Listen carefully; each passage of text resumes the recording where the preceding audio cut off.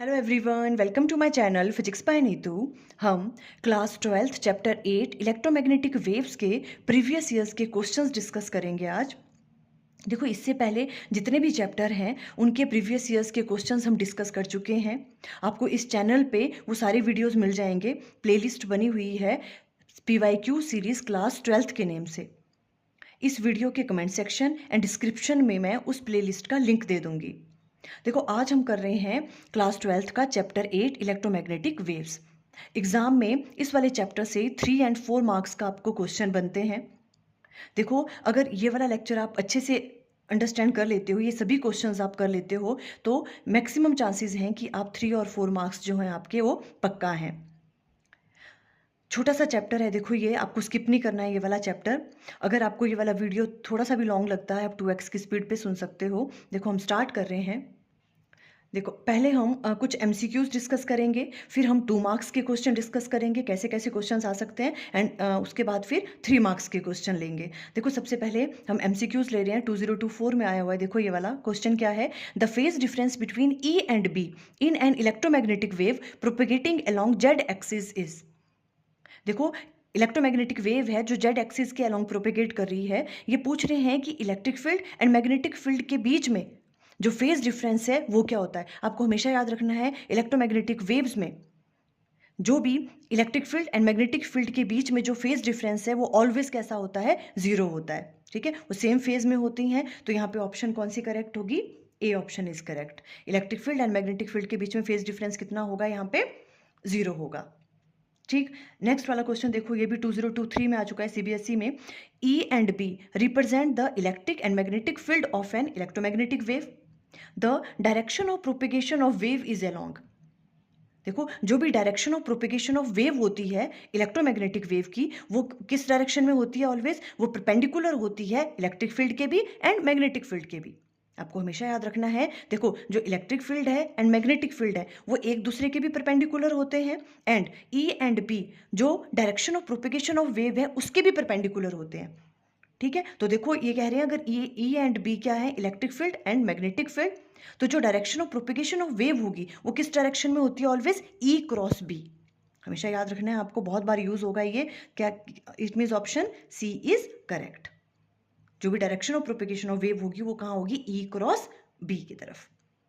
Next question है, देखो ये भी 2023 में आ चुका है। An electromagnetic wave is produced by charge. जो इलेक्ट्रोमैग्नेटिक वेव है वो कैसे प्रोड्यूस होती है? आपको हमेशा याद रखना है, इलेक्ट्रोमैग्नेटिक वेव हमेशा प्रोड्यूस होती है बाय एन एक्सेलरेटेड चार्ज। ठीक है, तो ऑप्शन देखो यहाँ पे, moving with a constant velocity no, moving with a constant speed parallel to magnetic field no, moving with an acceleration. कोई भी चार्ज पार्टिकल है वो कैसे मूव कर रहा है? अगर एक्सेलरेशन से। हमेशा इलेक्ट्रोमैग्नेटिक वेव्स प्रोड्यूस्ड होती हैं ड्यू टू एक्सेलरेटेड चार्ज की वजह से। ठीक है, तो ऑप्शन सी इज करेक्ट। इसमें सी करेक्ट होगा। ओके, अब देखो नेक्स्ट क्वेश्चन है, the ratio of magnitude of the electric field and magnetic field of a plane electromagnetic wave is. Ratio पूछ रहे हैं किस किस का? देखो, E not divided by B not, वो किसके बराबर होता है? इनका रेशियो पूछ रहे हैं electric field and magnetic field का। वो हमेशा किसके बराबर होता है? C के बराबर होता है। Speed of light in vacuum C के बराबर होता है। ये रिलेशन आपको याद रखना है। इट मीन्स ऑप्शन कौन सी करेक्ट है? यहाँ पे C ऑप्शन करेक्ट है। क्लियर? C किसके बराबर होता है? हमेशा आपको याद रखना है। देखो, C किसके बराबर होता है? E not divided by B not के बराबर। यही इन्होंने पूछा था, ratio of magnitude of electric field and magnetic field किसके बराबर होगा? Speed of light in vacuum. Means option C is correct. अब देखो नेक्स्ट लेते हैं। A plane electromagnetic wave propagate in the plus x direction. If E oscillate along y axis, the magnetic field oscillate. आपको direction find out करनी है। देखो, ऐसे questions भी आ जाते हैं। जो इलेक्ट्रोमैग्नेटिक वेव है वो प्रोपेगेट कर रही है प्लस एक्स की तरफ को। ठीक है, और E कर रही है वाई में, तो मैग्नेटिक फील्ड कहाँ प्रोपेगेट करेगी? देखो, अंडरस्टूड है, जो आपके पास इलेक्ट्रिक फील्ड है वो कर रही है वाई की तरफ, और जो वेव प्रोपेगेट कर रही है वो एक्स की तरफ कर रही है, तो मैग्नेटिक फील्ड कहाँ लगेगी? जेड की तरफ को। तभी तो वो म्यूचुअली परपेंडिकुलर होंगे, है ना। हमने क्या कहा? Electric field, magnetic field and direction of propagation of wave, ये तीनों की तीनों क्या होती है? Mutually perpendicular to each other, है ना। अगर देखो, जो वेव है वो एक्स एक्सिस की तरफ लग रही है, और जो आपके पास इलेक्ट्रिक फील्ड है वो वाई एक्सिस की तरफ है, तो मैग्नेटिक फील्ड कहाँ लगेगी, जेड एक्सिस की तरफ, तभी तो वो म्यूचुअली परपेंडिकुलर होंगे। बट अब यहाँ पे एक और प्रॉब्लम है, तो Z axis positive Z axis की तरफ होगी उसकी डायरेक्शन, या नेगेटिव जेड एक्सिस की तरफ। ठीक है, तो वो हम कैसे देखते हैं, देखो हम राइट हैंड थंब रूल का यूज करते हैं। देखो बिकॉज हमने क्या कहा, direction of propagation of wave किसके बराबर होता है, ई क्रॉस बी। तो हम क्या करेंगे, राइट हैंड की जो फिंगर्स हैं, है ना, तो उन्हें हम प्लेस करेंगे, देखो ई की तरफ, फर्स्ट वेक्टर की तरफ ई क्रॉस बी होता है ना, तो ई की तरफ जहां भी अगर आपके पास मान लो कि ई इस तरफ है, ठीक है, तो हम ई से क्या करेंगे, सेकंड वेक्टर की तरफ को इनको कर्ल करेंगे, ई क्रॉस बी, तो ई क्रॉस बी, अगर बी इस तरफ है ऐसे कर्ल करेंगे, अगर बी इस तरफ हुआ ई क्रॉस बी, तो जो थंब पॉइंट करता है वो बताता है किसकी direction, direction of propagation of wave. Clear, okay, तो ये वाला रूल लगाएंगे। अब देखो कहाँ कहाँ है डायरेक्शंस, हमने क्या कहा, जो ई ऑसिलेट है, ई कर रहा है आपका वाई एक्सिस की तरफ को, मींस अगर इस तरह से है, देखो ये एक्स एक्सिस और ये वाई एक्सिस, है ना, इस तरफ को वाई एक्सिस होती है, तो इलेक्ट्रिक फील्ड कहाँ लग रही है, वाई एक्सिस के अलोंग। तो देखो इलेक्ट्रिक फील्ड इधर आ गई, राइट हैंड की जो फिंगर्स हैं, ई वेक्टर ये आ गया, ठीक है। अब क्या करते हैं, हम इसको ई से लेके दूसरे वेक्टर की तरफ कर्ल करते हैं, तो थंब बताता है किसकी direction, direction of propagation of wave, है ना। तो अब हमें direction of propagation of wave दिया हुआ इन्होंने, वो किस तरफ है, positive x, means wave propagate कर रही है इस डायरेक्शन में, एक्स एक्सिस की तरफ, मींस थंब को कहाँ प्लेस करेंगे, इस तरफ को, यह direction of propagation of wave. और इलेक्ट्रिक फील्ड का वेक्टर ये वाला है वाई एक्सिस की तरफ। हमें क्या कैसे निकालते हैं, ई क्रॉस बी, मींस ई क्रॉस बी कहाँ होगा, अब देखो ई से लेके बी तक ऐसे क्रॉस करेंगे, ई से बी की तरफ आना है आपको ऐसे, तो ई और बी कहाँ होगा, देखो पॉजिटिव जेड डायरेक्शन की तरफ, है ना। ई से बी जब हमने ऐसे कर्ल किया तो थंब पॉइंट कर रहा है किसकी तरफ, direction of propagation of wave, और वो प्लस एक्स की तरफ है, देखो प्लस एक्स ही हुआ ना इस तरफ, तो ई इस तरफ है तो बी कहाँ होगा, अपवर्ड डायरेक्शन में, मींस पॉजिटिव जेड एक्सिस की तरफ होगा। तो आंसर कौन सा आएगा इसमें, प्लस जेड एक्सिस की तरफ। अब देखो इसी केस में जो है क्वेश्चन ट्विस्ट भी कर सकते हैं, कि अगर ऐसे पूछा होता कि जो वेव प्रोपेगेट कर रही है वो माइनस एक्स की तरफ प्रोपेगेट कर रही है, तो वेव इस तरफ को होनी थी, तो थंब इस तरफ आना था, और इलेक्ट्रिक फील्ड कहाँ लग रही है, वाई की तरफ को। अब बताओ बी की डायरेक्शन क्या होगी, तो हम ई से बी की तरफ कर्ल करते हैं, ठीक है, तो ई इस तरफ को है तो बी कहाँ होना था, कहीं नीचे, तभी तो ये वाली direction of propagation of wave होनी थी, क्योंकि वो क्या है, नेगेटिव एक्स की तरफ, है ना। उस केस में जो मैग्नेटिक फील्ड लग रही है वो कहाँ लग रही है, डाउनवर्ड डायरेक्शन में, मींस माइनस जेड आना था फिर आंसर। क्लियर, इस तरह से क्वेश्चन ट्विस्ट करके पूछ सकते हैं। ओके, नेक्स्ट है देखो, विच one of the following electromagnetic radiation has the least wavelength.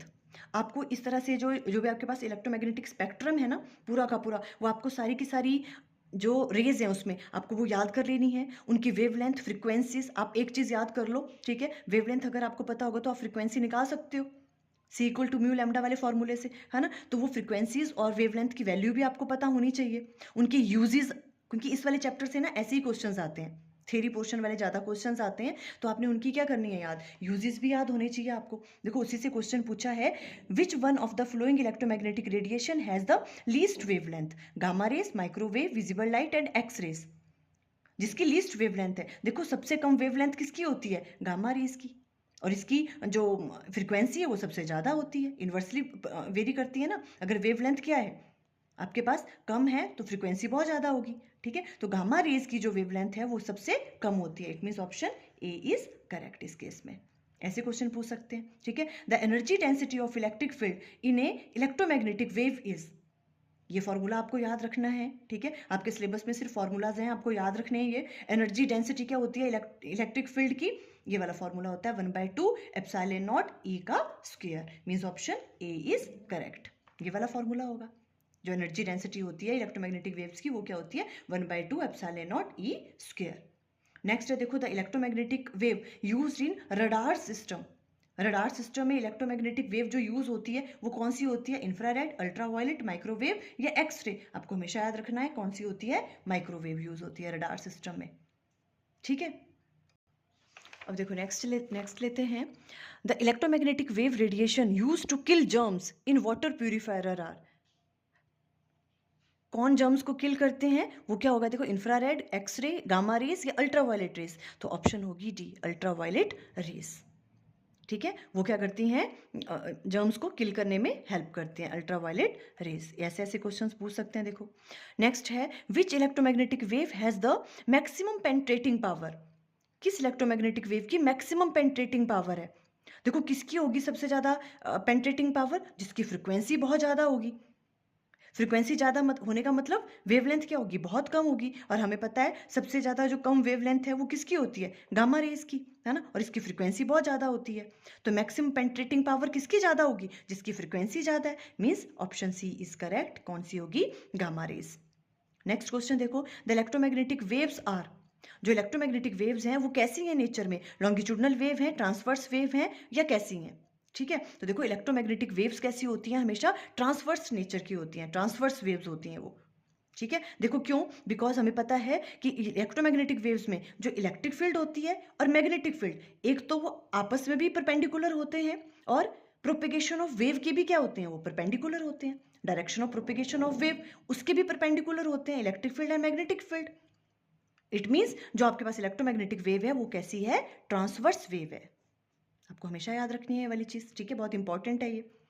क्यों है ट्रांसवर्स वेव, बिकॉज हम क्या कहेंगे कि जो भी आपके पास देखो, जो भी इसमें electric field and magnetic field vector है ना, इलेक्ट्रोमैग्नेटिक वेव के electric field vector and magnetic field vector, एक तो वो आपस में भी परपेंडिकुलर है, और वो डायरेक्शन ऑफ प्रोपेगेशन के भी क्या है, परपेंडिकुलर है, इसलिए ये कैसी है, ट्रांसवर्स वेव होती है। नेक्स्ट है सोलर रेडिएशन, सोलर रेडिएशन भी ट्रांसवर्स होती है, ट्रांसवर्स इलेक्ट्रोमैग्नेटिक वेव्स हैं ये। ऑप्शन ए इज करेक्ट यहाँ पे भी, क्योंकि सोलर रेडिएशंस में भी क्या होता है, जो electric field vector and magnetic field vector है वो एक दूसरे के परपेंडिकुलर होते हैं, और वो डायरेक्शन ऑफ प्रोपेगेशन के भी क्या होते हैं, परपेंडिकुलर। तो ट्रांसवर्स इलेक्ट्रोमैग्नेटिक वेव है सोलर रेडिएशंस। और सोलर रेडिएशंस को क्या ट्रेवल करने के लिए किसी मीडियम की जरूरत नहीं होती, जैसे साउंड को होती है। ठीक है, इसकी क्या करती है, वैक्यूम में भी ट्रेवल करती है सोलर रेडिएशंस। क्लियर, ओके, ऐसे भी पूछ सकते हैं क्वेश्चन। नेक्स्ट देखो, ये वाला क्वेश्चन 2025 में आ चुका है, देखो लास्ट ईयर। इजी क्वेश्चन है, मैंने क्या कहा, आपको सिर्फ वेवलेंथ एंड फ्रीक्वेंसीज के पैटर्न के बारे में पता होना चाहिए, किसकी वेवलेंथ कम है, किसकी वेवलेंथ ज़्यादा है, किसकी फ्रीक्वेंसी कम है, किसकी ज़्यादा है, और उन सब रेडिएशंस के आपको यूजेस पता होने चाहिए। ठीक है, देखो क्वेश्चन था, the given diagram exhibits the relationship between the wavelength of the electromagnetic wave and energy of photon associated with them। Energy and wavelength के बीच में आपको ग्राफ गिवन है इस तरह से। The 3 points P, Q and R marked on the diagram में corresponds respectively to। अब आपको 4 ऑप्शन आपको गिवन है, यहाँ P है, ये R है, ये Q है, आपको बताना है कि ये कौन कौन सी रेज हैं। ठीक है, अब यहाँ से देखो क्या चीज पता चल रही है, देखो पी वाली जो भी रेज होंगी उसकी एनर्जी कैसी है, बहुत ज़्यादा है, और वेवलेंथ कैसी होगी, कम। ये तो हमें पता है, जिन जिनकी वेवलेंथ कम होती है उनकी एनर्जी एंड फ्रिक्वेंसी ज़्यादा होती है ना। और जिनकी वेवलेंथ जो है ज़्यादा होती है उनकी फ्रिक्वेंसी एंड एनर्जी क्या होती है, कम। इन्वर्सली वेरी करते हैं ये, है ना। तो इस ग्राफ से एक चीज़ पता चल रही है, पहले तो हमें ये पता लगाना है, देखो क्या क्या है इनमें, एक्सरे है, माइक्रोवेव है एंड यूवी है। इन तीनों में हमें देखना है, पहले आपको अगर पैटर्न पता होगा कि किसकी फ्रीक्वेंसी कैसे कैसे इंक्रीज करती है और डिक्रीज करती है, तभी आप आंसर कर पाओगे। ठीक है, सबसे पहले हमें क्या देखना है, एक्सरे, माइक्रोवेव एंड यूवी के बीच में सबसे कम जो वेवलेंथ होती है वो किसकी होती है। जिसकी सबसे कम वेवलेंथ होगी वो पी होगा पॉइंट, है ना। सबसे कम वेवलेंथ देखो पी की है। ठीक है, या तो आप ऐसे याद रखो कि सबसे ज्यादा एनर्जी किसकी होती है, या फ्रीक्वेंसी, है ना, तो वो पी पॉइंट होगा। तो देखो सबसे कम वेवलेंथ है पी वाले की, तो अब देखो इनमें एक्सरे, माइक्रोवेव एंड यूवी में सबसे कम वेवलेंथ किसकी होती है, सबसे कम वेवलेंथ होती है एक्सरे की। ठीक है, तो मीन्स पी पॉइंट इन तीनों में सबसे कम वेवलेंथ किसकी है, एक्सरे की। ठीक है, तो इट मीन्स पी पॉइंट तो एक्सरे ही है। इट मीन्स ऑप्शन ए या सी में से कोई एक करेक्ट है, क्योंकि देखो पी पॉइंट को रिप्रेजेंट कर रही है ये वाली चीज, ये P Q and P R and Q, तो पी तो एक्सरे ही होना है। आपको अगर ये पता है कि इन तीनों में सबसे कम वेवलेंथ किसकी है, एक्सरे की है, तो ये या ये ऑप्शन करेक्ट होगी, ये दोनों तो वैसे ही इनकरेक्ट हो गई। अब हमने इन दोनों के बीच में देखना है कि कौन सी करेक्ट ऑप्शन। ठीक है, फिर देखना जी एक्सरे से ज़्यादा जो वेवलेंथ होती है वो किसकी होती है, यूवी की होती है। सबसे कम होती है एक्सरे की, फिर होती है यूवी की, और फिर होती है आपके पास माइक्रोवेव की। ठीक है, तो एक्सरे की फर्स्ट आ गई, उसके बाद किसकी कही हमने, यूवी की। मीन्स आर क्या है आपके पास, यूवी है इसका मतलब, और उसके बाद फिर जो होती है माइक्रोवेव की। सबसे कम एक्सरे की होगी वेवलेंथ, उससे ज्यादा होगी यूवी की, फिर उससे ज्यादा होगी माइक्रोवेव की। देखो सबसे ज्यादा माइक्रोवेव की है ना, और सबसे कम किसकी है, देखो एक्सरे की। तो means option c is correct. तो आपको इस तरह से याद रखनी है ये चीजें। क्लियर। अब देखो आपने इसी तरह के एमसीक्यूज बहुत सारे कर लेने हैं, जहाँ से भी आपको बुक मिलती है, ठीक है, वो वाले कर लो आप। कुछ कुछ हमने ये डिस्कस कर लिया। अब हम 2 मार्क्स के क्वेश्चन लेते हैं। देखो 2 मार्क्स के क्वेश्चन में कैसे कैसे क्वेश्चन आ सकते हैं। क्वेश्चन है, if the amplitude of electric field is doubled, what will be the intensity of electromagnetic waves. ऐसे क्वेश्चन पूछ सकते हैं 2 मार्क्स में, ठीक है। तो इसके लिए आपको क्या फॉर्मूला पता होना चाहिए, इंटेंसिटी ऑफ इलेक्ट्रोमैग्नेटिक वेव, ठीक है। इंटेंसिटी ऑफ इलेक्ट्रोमैग्नेटिक वेव का फॉर्मूला होता है 1/2 ई नॉट का square epsilon naught into c, where c क्या होता है, velocity of light in vacuum, ठीक है। और एप्सिलॉन नॉट क्या है आपके पास, परमिटिविटी। Clear, okay. तो ये वाला फॉर्मूला आपको पता होना चाहिए। अब ये क्या कह रहे हैं क्वेश्चन में, if amplitude of electric field is double, ठीक है। तो आपको कैलकुलेट करने की जरूरत नहीं है। हमने क्या कहा, आई का ये वाला फॉर्मूला होता है। ये कह रहे हैं कि अगर एम्पलीट्यूड ऑफ इलेक्ट्रिक फील्ड को डबल कर दें तो जो न्यू होगी इंटेंसिटी, ठीक है, वो क्या बनेगी, है ना, उसका उसका वो कितने टाइम्स ज़्यादा होगी या कम होगी पुरानी वाली इंटेंसिटी से। तो इंटेंसिटी का फॉर्मूला ये होता है। अब ये कह रहे हैं ई नॉट को डबल कर दिया, एम्पलीट्यूड ऑफ इलेक्ट्रिक फील्ड ये वाला हुआ ना, एम्पलीट्यूड ऑफ इलेक्ट्रिक फील्ड, उसको डबल कर देंगे, मीन्स ई नॉट क्या बन गया, 2 ई नॉट।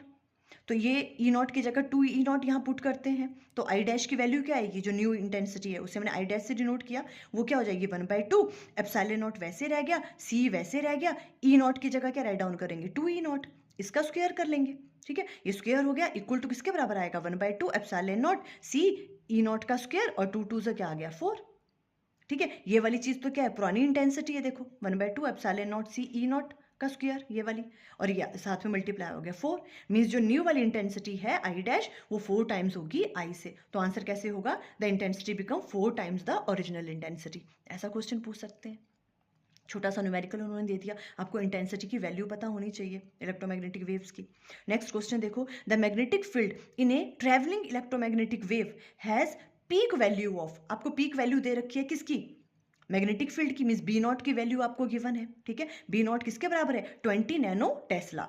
इसको हम राइट डाउन कर सकते हैं 20 इंटू 10⁻⁹ टेस्ला, ओके। फिर क्या कह रहे हैं, find the peak value of electric field strength, आपको ई नॉट की वैल्यू फाइंड आउट करनी है, peak value of electric field strength, E naught की वैल्यू फाइंड आउट करनी है आपको, ठीक है। अब हमें ये वाला रिलेशन पता है, हमने क्या कहा था, ratio of e not and b not का जो रेशियो है वो किसके बराबर होता था, सी के बराबर, वेलोसिटी ऑफ लाइट के बराबर, है ना। और velocity of light in vacuum हमें पता है उसकी वैल्यू कितनी होती है, 3 × 10⁸ मीटर पर सेकेंड। तो यहाँ से निकल जाएगा, बी नॉट की वैल्यू आपको गिवन है, ई नॉट आपको फाइंड आउट करना है, हमें पता है E naught divided by B naught किसके बराबर होता है, सी के बराबर होता है ना। तो हमें पूछा क्या इन्होंने, ई नॉट, तो ई नॉट किसके बराबर आ गया, इसको क्रॉस मल्टीप्लाई कर दो, सी बी नॉट के बराबर, और सी क्या होता है, velocity of light in vacuum, तो ये वाली आ जाएगी 3 × 10⁸ मल्टीप्लाई बाय बी नॉट की वैल्यू ये है 20 × 10⁻⁹ ये सॉल्व करके ई नॉट की वैल्यू आ जाएगी 6 वोल्ट पर मीटर। इस तरह के क्वेश्चन आ सकते हैं 2 मार्क्स में। तो कुछ और क्वेश्चन लेते हैं 2 मार्क्स के। देखो नेक्स्ट है, what is displacement current, how it is different from conduction current. बहुत इंपॉर्टेंट क्वेश्चन है, ठीक है। हमने जब अपने इस वाले चैप्टर की वीडियोस बनाए थे तो हमने बहुत अच्छे से डीपली अंडरस्टैंड किया है डिस्प्लेसमेंट करंट, कंडक्शन करंट के बारे में, ठीक है। अगर आपको वो देखना है तो आप देख सकते हो। अब देखो व्हाट इज डिस्प्लेसमेंट करंट क्या है, डिस्प्लेसमेंट करंट क्या होता है, हमेशा ये कैसे प्रोड्यूस होता है, by change in electric field की वजह से। इलेक्ट्रिक फील्ड जब चेंज होती है उसकी वजह से जो करंट प्रोड्यूस होता है उसे हम कहते हैं डिस्प्लेसमेंट करंट। क्या कहा हमने, इलेक्ट्रिक फील्ड के चेंज होने की वजह से, चेंज इन इलेक्ट्रिक फील्ड की वजह से जो करंट प्रोड्यूस होता है उसे हम कहते हैं डिस्प्लेसमेंट करंट, या तो आप कह सकते हो टाइम वेरिंग इलेक्ट्रिक फील्ड की वजह से। हमेशा डिस्प्लेसमेंट करंट कैसे प्रोड्यूस होता है, टाइम वेरिंग इलेक्ट्रिक फील्ड की वजह से। अब इलेक्ट्रिक फील्ड चेंज हो रही है तो इलेक्ट्रिक फ्लक्स भी चेंज होगा, है ना। तो d∅/dt means change of electric flux की वजह से जो करंट प्रोड्यूस होता है उसे हम क्या कहते हैं, डिस्प्लेसमेंट करंट। किस तरह से राइट डाउन करोगे, the electric current due to changing electric field is called displacement current, ठीक है। और इसकी आपको ये वाली फॉर्मूला भी आना चाहिए, डिस्प्लेसमेंट करंट को आई डी से डिनोट करते हैं और इसकी वैल्यू किसके बराबर होती है, epsilon not d∅e divided by dt, ठीक है। ये हो गया इलेक्ट्रिक फ्लक्स के चेंज होने का d∅e डिवाइडेड बाय dt, ठीक है। फाई ई क्या है, इलेक्ट्रिक फ्लक्स, और एप्सिलॉन नॉट क्या होता है, परमिटिविटी ऑफ फ्री स्पेस।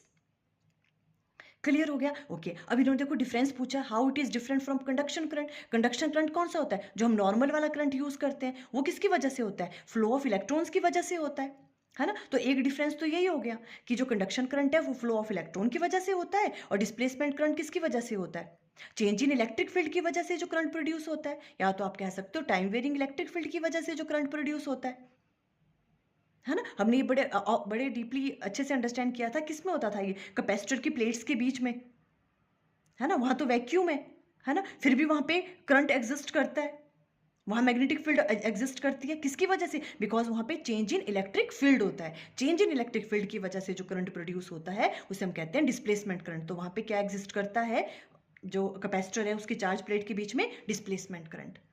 ठीक है, तो फर्स्ट वाला तो अगर आपको इनमें डिफरेंस पूछना है तो आप इस तरह से राइट डाउन कर लोगे। कंडक्शन करंट है, जो नॉर्मल वाला करंट हम बात करते हैं, वो किसकी वजह से होता है, फ्लो ऑफ इलेक्ट्रॉन की वजह से, it is due to the flow of free electron in the circuit.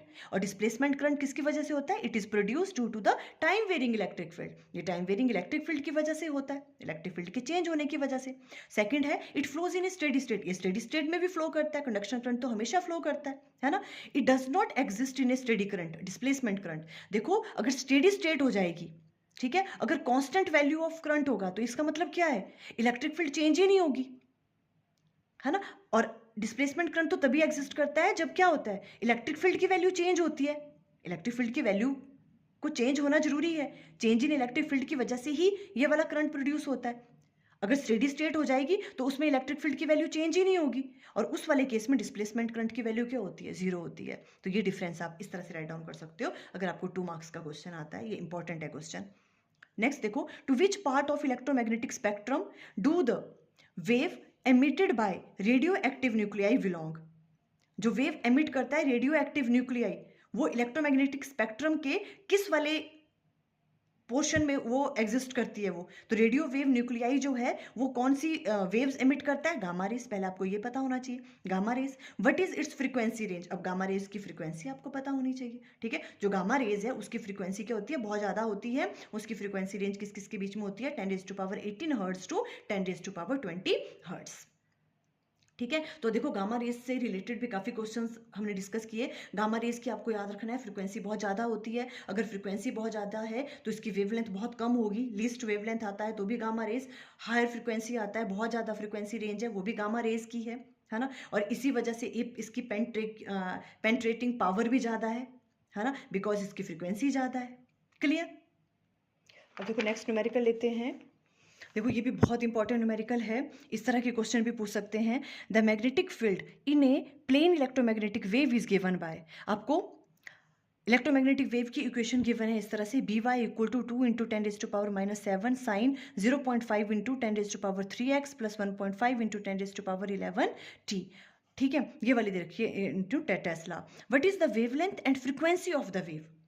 अब वेव की आपको क्या पूछी है, वेवलेंथ एंड फ्रीक्वेंसी, इससे आपको फाइंड आउट करनी है, ठीक है। ओके, तो सबसे पहले देखो ये आपको दी है इक्वेशन, ठीक है, इसको हम कंपेयर करेंगे स्टैंडर्ड इक्वेशन से। स्टैंडर्ड इक्वेशन क्या होती है, b y equal to b not sine k x plus omega t, ठीक है। साइन यहाँ पे क्या होता है के एक्स, ये आपके पास के हो गया, के एक्स प्लस, और ये क्या हो गया आपके पास ओमेगा हो गया, ठीक है। देखो इसी चीज को ना यहाँ मैं राइट डाउन करना भूल गई, इसी चीज को आप एक और तरीके से भी लिख सकते हो। देखो कैसे, देखो यहाँ पे आपको विजिबल है ये, है ना। देखो B not sine k x plus omega t, ठीक है, इसे हम किस तरह से राइट डाउन कर सकते हैं, देखो, और बी नॉट वैसे ही साइन ऑफ के की जगह क्या राइट डाउन करते हैं हम हमेशा, देखो के की जगह हम राइट डाउन करते हैं 2 पाई डिवाइडेड बाय लैम्डा। के की वैल्यू क्या होती है 2 पाई डिवाइडेड बाय लैम्डा, साथ में एक्स है, ठीक है, प्लस ओमेगा क्या होता है 2 पाई डिवाइडेड बाय कैपिटल टी, साथ में स्मॉल टी। ये वाली वैल्यू भी आपने याद रखनी है।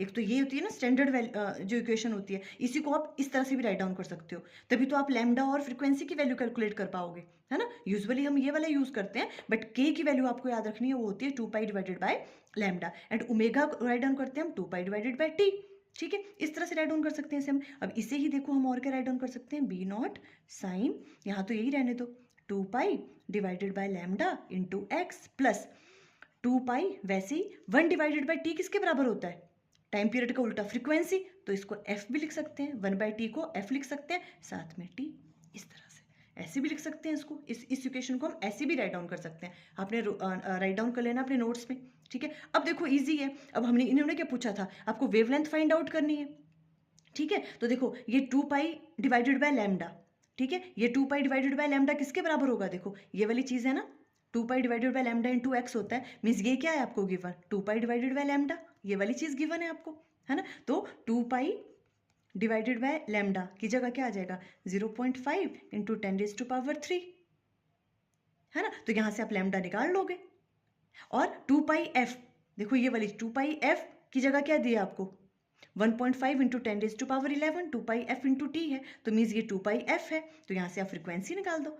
2 पाई एफ की वैल्यू किसके बराबर है आपके पास 1.5 इंटू 10⁻11, फ्रिक्वेंसी पूछी हुई थी उन्होंने, फ्रिक्वेंसी यहाँ से निकाल दो, इसको 2 पाई से डिवाइड कर दो, बस सिंपल। ऐसे क्वेश्चंस तो आपको ये इक्वेशंस पता होनी चाहिए, जो स्टैंडर्ड इक्वेशंस है, ठीक है। वही किया देखो यहाँ पे इन्होंने, तो हमने क्या कहा 2 पाई डिवाइडेड बाय लैम्डा आ गया इसके बराबर, है ना, और 2 पाई एफ किसके बराबर आ गया, देखो पहले यही देख लो, 2 पाई डिवाइडेड बाय लैम्डा, यहाँ से लैम्डा की वैल्यू क्या आ जाएगी 2 पाई डिवाइडेड बाय दिस, ये वाली आ गई, है ना। और क्या पूछा था उन्होंने फ्रीक्वेंसी, ये तो एंगुलर फ्रीक्वेंसी होती है ओमेगा इंटू टी, देखो ओमेगा, है ना, ये तो आपको पता भी है एंगुलर फ्रीक्वेंसी किसके बराबर होती है 2 पाई एफ, ऐसे राइट डाउन कर सकते हैं इसे हम, है ना। तो ये वाली वैल्यू आपको गिवन है 1.5 इंटू 10⁻11, यहाँ से एफ निकाल दिया, 2 पाई से डिवाइड करके ये वाला आ गया। ऐसे भी क्वेश्चन पूछ सकते हैं आपको, वेवलेंथ एंड फ्रीक्वेंसी निकालने को आ सकती है आपको, equation of electromagnetic wave given है अगर, क्लियर।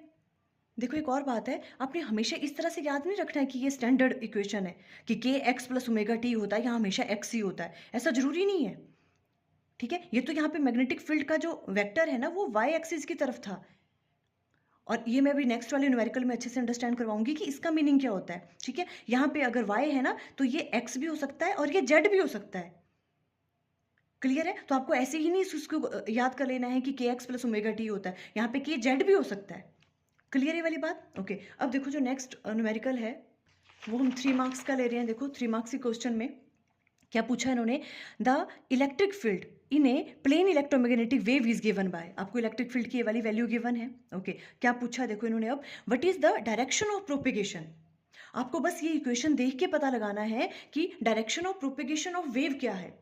देखो आप इस इक्वेशन को देख के भी पता लगा सकते हो कि direction of propagation of wave किस डायरेक्शन की तरफ है, direction of propagation of wave जो है उसको आप ये वाली इक्वेशन देख के भी पता लगा सकते हो। देखो कैसे, ये क्या है आपको, देखो ये वाली क्या चीज होती थी sign k x plus omega T, है ना। तो ये वाली जो चीज होती है एक्स, इसको देखना है आपने, यहाँ पे क्या है ये एक्स है, इट मीन्स जो वेव प्रोपेगेट कर रही है वो क्या कर रही है एक्स एक्सिस के अलोंग कर रही है। अगर यहाँ पे जेड होता तो क्या होना था, वेव किस कहाँ पे प्रोपेगेट कर रही होनी थी जेड एक्सिस के अलोंग, क्लियर। ये चीज देखनी है आपने यहाँ पे के एक्स जो के साथ जुड़ा होता है, ठीक है, उसको देख के आप पता लगा सकते हो कि जो direction of propagation of wave है वो किस एक्सिस के अलोंग है, ठीक है। तो यहाँ पे के एक्स तो मीन्स के साथ क्या जुड़ा हुआ है एक्स, मीन्स जो direction of propagation of wave है वो किस डायरेक्शन की तरफ है एक्स एक्सिस की तरफ है, क्लियर। एक चीज पहले ये वाली याद कर लो, ओके।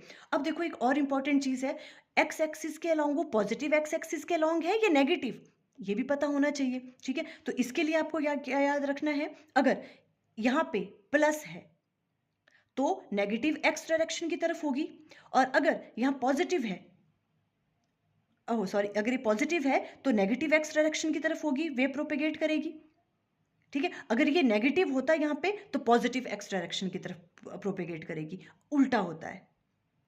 क्या कहा हमने, देखो हमने इक्वेशन देख के पता लगा लेना है कि डायरेक्शन ऑफ प्रोपेगेशन किस डायरेक्शन की तरफ है। तो हमने क्या कहा, कैसे पता चलेगा, यहां देखना है के साथ क्या राइट डाउन किया हुआ है, एक्स है तो मीन्स एक्स एक्सिस के अलोंग वे प्रोपेगेट कर रही है, ठीक है, ये तो हमें पता लग गया। अब पॉजिटिव एक्स की तरफ है या नेगेटिव तो कैसे पता चलेगा, अगर यहाँ पे आगे पॉजिटिव है तो नेगेटिव एक्स की तरफ कर रही होगी वे प्रोपेगेट, ठीक है, और अगर यहाँ पे नेगेटिव होता तो पॉजिटिव एक्स की तरफ, पॉजिटिव एक्स एक्सिस की तरफ प्रोपेगेट करेगी, ये याद रखना है रूल आपने, ठीक है। तो यहाँ देखो अब एक्स है तो एक्स एक्सिस की तरफ होगी वे प्रोपेगेट, पर प्लस है तो माइनस एक्स की तरफ प्रोपेगेट करेगी, माइनस एक्स डायरेक्शन की तरफ। तो हमने आंसर लिखा the wave travelling in minus x direction, ऐसे भी पूछ सकते हैं, 1 मार्क के क्वेश्चन में भी आ सकता है ये एमसीक्यूज में, क्लियर हुई वाली चीज आपको, ओके। नेक्स्ट देखो find the speed of wave, कभी speed of wave find out करने को बोल सकते हैं, तो ये फॉर्मूला आपको याद रखना है, स्पीड ऑफ वेव का होता है v equal to omega upon k. मैं इसकी फॉर्मूला शीट भी अभी बना दूंगी, ठीक है, वो भी शॉर्ट वीडियो में अपलोड कर लूंगी, तो वहां पे आप ये सारे फॉर्मूलेज में राइट डाउन कर लूंगी। जो आपके पास स्पीड है वेव की उसे हम करते हैं किस तरह से, ओमेगा डिवाइडेड बाय के, ठीक है। अब ये वाली बात तो आपको पता ही है, ओमेगा और के को कैसे फाइंड आउट कर सकते हैं, देखो साइन के एक्स, ये के हो गया, है ना, के की वैल्यू ये वाली है के एक्स प्लस ओमेगा टी, ये ओमेगा है आपके पास, के की वैल्यू ये या ओमेगा की वैल्यू ये या पुट कर लो और इजिली आप निकाल लोगे जो आपके पास स्पीड ऑफ वेव है। ओमेगा अपॉन के सिर्फ आपको फॉर्मूला पता होना चाहिए, ओमेगा और के तो आप यहाँ से फाइंड आउट कर लोगे। क्लियर ये वाली बात? ओके। नेक्स्ट देखो इन्होंने पूछ लिया find the direction of b. अब बी की डायरेक्शन बताओ, मैग्नेटिक फील्ड किस डायरेक्शन में होगी। देखो एक बात तो पहले क्लियर है हमें कि अगर वेव प्रोपेगेट कर रही है एक्स की तरफ, इलेक्ट्रिक फील्ड कर रही है वाई की तरफ, तो मैग्नेटिक फील्ड कहाँ होगी, जेड की तरफ, तभी वो म्यूचुअल परपेंडिकुलर होंगे। पर अब पॉजिटिव जेड है या नेगेटिव जेड है हमने ये देखना है। ओके, तो उसके लिए हम क्या करते हैं, राइट हैंड थंब रूल का यूज। क्लियर? तो देखो हमने सबसे पहले क्या बोला, जो वेव प्रोपेगेट कर रही है वो माइनस एक्स की तरफ कर रही है, वेव प्रोपेगेट इस तरफ को कर रही है, माइनस एक्स इस तरफ को होगा, है ना। तो थंब होता है propagation of, direction of propagation of wave की तरफ ये, और इलेक्ट्रिक फील्ड कर रही है वाई की तरफ, इलेक्ट्रिक फील्ड ये वाली है। ठीक है, तो E क्रॉस बी होता है, तो E क्रॉस बी तब बताता है ये वाली जो ये वाला थंब जो है वो क्या बताता है, direction of propagation of wave, और वो तो माइनस एक्स की तरफ कर रही है वेव प्रोपेगेट, है ना। इलेक्ट्रिक फील्ड लग रही है वाई की तरफ, तो बी कहाँ होगा, E क्रॉस बी करते हैं, फिंगर्स ई इनको कर्ल करेंगे बी की तरफ, ऐसे करेंगे तब जाके बन रही है ये direction of propagation of wave. तो E अगर इस तरफ को है तो बी कहाँ होगा, नेगेटिव जेड डायरेक्शन में, देखो निचली तरफ को बन रहा है नेगेटिव जेड, है ना। यही चीज अगर उल्टी होती है, ऐसे इस तरफ को वेव प्रोपेगेट कर रही होती तो पॉजिटिव एक्स की तरफ आना था बी, पर अभी कैसे है, नेगेटिव डायरेक्शन में वेव प्रोपेगेट कर रही है और इलेक्ट्रिक फील्ड है वाई की तरफ, तो ई क्रॉस बी करेंगे, ई क्रॉस बी, तो बी कहाँ लग रहा है, नेगेटिव जेड डायरेक्शन में, तो बी की डायरेक्शन क्या होगी, माइनस जेड। ऐसे इसको आंसर करोगे। 3 मार्क्स का क्वेश्चन था ये, ऐसे क्वेश्चन भी पूछ सकते हैं।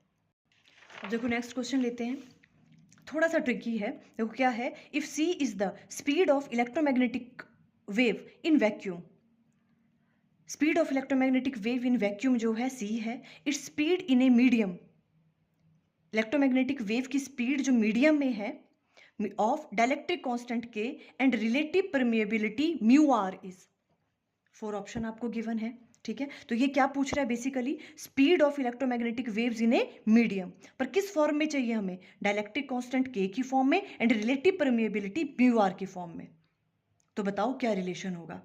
ठीक है, तो सबसे पहले हमें जो पूछा हुआ है हमें उसका फॉर्मूला पता होना चाहिए। ठीक है, जो हमें आता है formula, speed of electromagnetic wave जो है, अगर हम मीडियम की बात करें तो स्पीड ऑफ इलेक्ट्रोमैग्नेटिक वेव निकालने का फॉर्मूला क्या होता है, v equal to 1 divided by mu m and epsilon m, इसका अंडर रूट। ये क्या है, speed of electromagnetic waves in any medium. ठीक है, तो ये वाला फॉर्मूला है।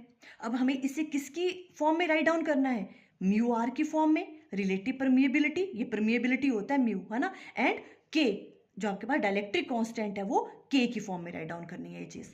ठीक है, यहां से पता लगा, तो हम क्या करेंगे, पहले डाइलेक्ट्रिक कांस्टेंट के किसके बराबर होता है, जो आपके पास रिलेटिव परमिटिविटी होता है, ये सेम होते हैं dielectric constant relative permittivity, epsilon are.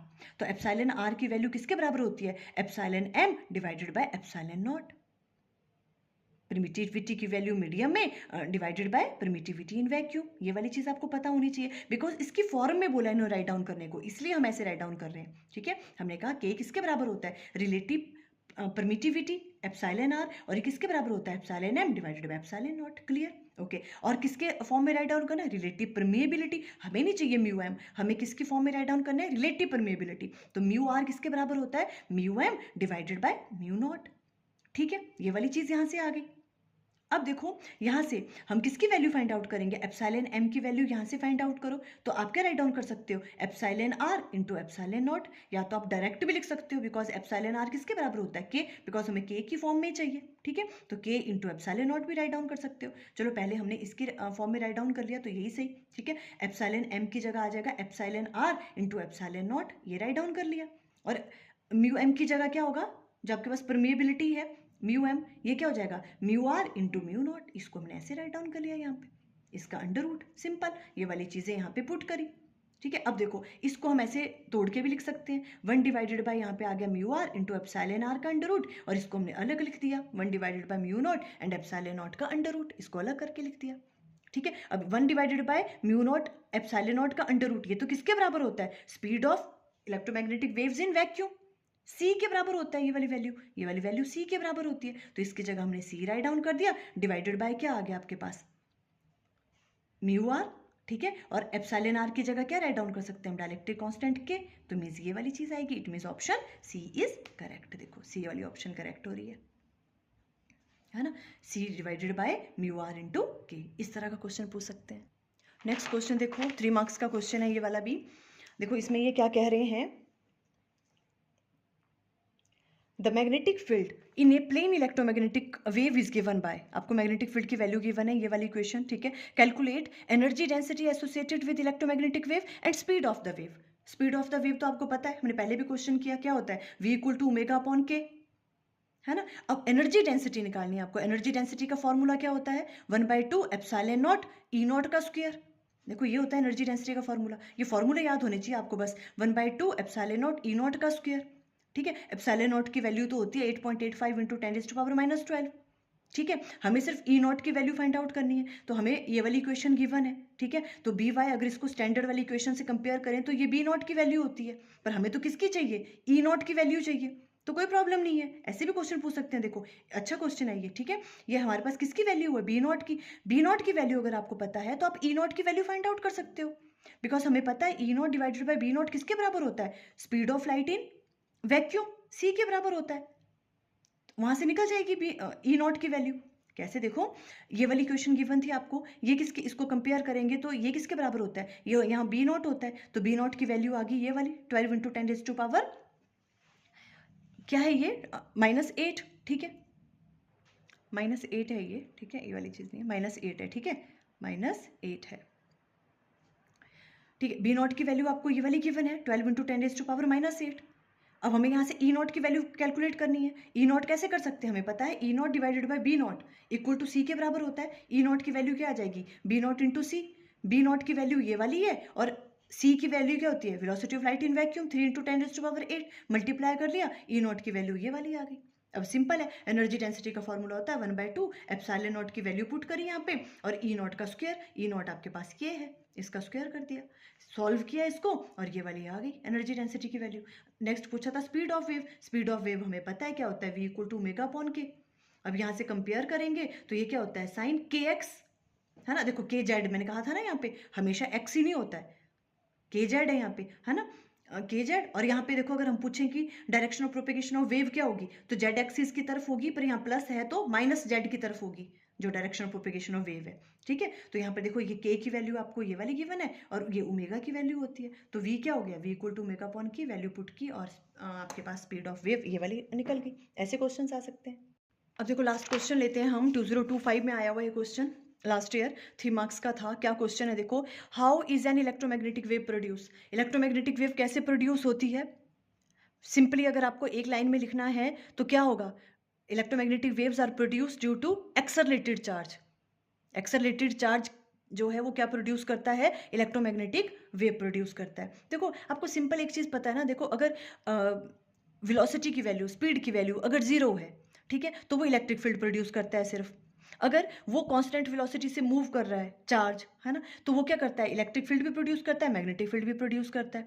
अगर वो चार्ज पार्टिकल एक्सेलरेटेड है, उसकी वेलोसिटी चेंज हो रही है ना, स्पीड चेंज हो रही है, उसकी एक्सेलरेशन है, उसमें एक्सेलरेटेड चार्ज है, तो वो इलेक्ट्रोमैग्नेटिक वेव प्रोड्यूस करता है, ठीक है। तो वैसे तो आप इसका आंसर सिंपल लिख सकते हो कि electromagnetic wave produce due to accelerated charge. आप इस तरह से भी राइट डाउन कर सकते हो, देखो if the motion of a charge is accelerated the electric and magnetic field will changes with space and time and electromagnetic wave will produced.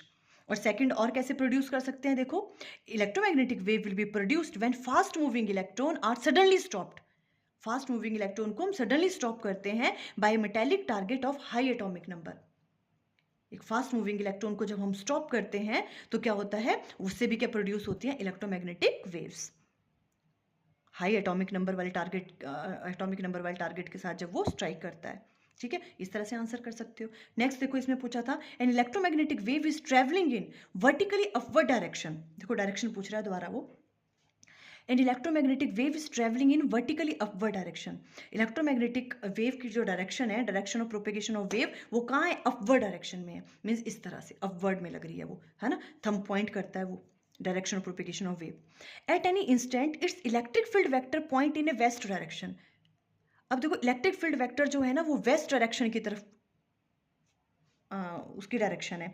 तो आपको ये चीज़ पता होनी चाहिए पहले, ठीक है। ईस्ट इस तरफ होता है, वेस्ट यहाँ नॉर्थ यहाँ साउथ, आप ऐसे ड्रॉ कर लो, ठीक है। ओके, जो direction of propagation of wave है वो अपवर्ड डायरेक्शन में है ना। देखो अपवर्ड डायरेक्शन में मीन्स थंब अपवर्ड डायरेक्शन में होगा। इलेक्ट्रिक फील्ड पॉइंट कर रहा है वेस्ट डायरेक्शन में, मीन्स इलेक्ट्रिक फील्ड यहाँ पे कर रहा है इस तरह से, तो ऐसे आएगा इलेक्ट्रिक फील्ड, है ना। क्योंकि देखो ऐसे कर रहे हो आप तो ये नीचे को आ रहा है, हमें तो क्या कहा है कि जो direction of propagation of wave है वो कहाँ है, अपवर्ड डायरेक्शन में। तो ये अपवर्ड डायरेक्शन में तभी होगा जब ये फिंगर हम ऐसे रखेंगे, है ना। इलेक्ट्रिक फील्ड कहाँ कर रहा है, वेस्ट डायरेक्शन में बता रहा है, देखो इस तरफ को इलेक्ट्रिक फील्ड लगी है, ठीक है। In which direction does the magnetic field vector point. अब बताओ मैग्नेटिक फील्ड वेक्टर किस डायरेक्शन में पॉइंट करेगा। हमें पता है direction of propagation of wave है अपर डायरेक्शन में, और ये लग रही है वेस्ट की तरफ को। ई क्रॉस बी होता है, ये ई है, तो ई क्रॉस बी, बी की तरफ को क्रॉस करेंगे कर्ल इस तरह से, तभी तो ये बन रही है direction propagation of wave upper direction में। तो ई इस तरफ को है वेस्ट की तरफ को, तो ई क्रॉस बी करेंगे तो बी कहाँ पॉइंट कर रहा है, देखो साउथ की तरफ को। आप इससे ऐसे आंसर करोगे, magnetic field vector will point towards south direction, ऐसे इसको आंसर करना है आपने। तो देखो आज हमने डिफरेंट डिफरेंट टाइप्स के क्वेश्चन डिस्कस किए, 2 मार्क्स के, 3 मार्क्स के एमसीक्यूज हमने डिस्कस किए। आपने ये सब अच्छे से कर लेने हैं, और सारे क्वेश्चन देखो 3 से 4 मार्क्स का आता है ये वाला चैप्टर, ईजी है, छोटा चैप्टर है, आपने सब अच्छे से कर लेना है। Okay, all the best for your exam.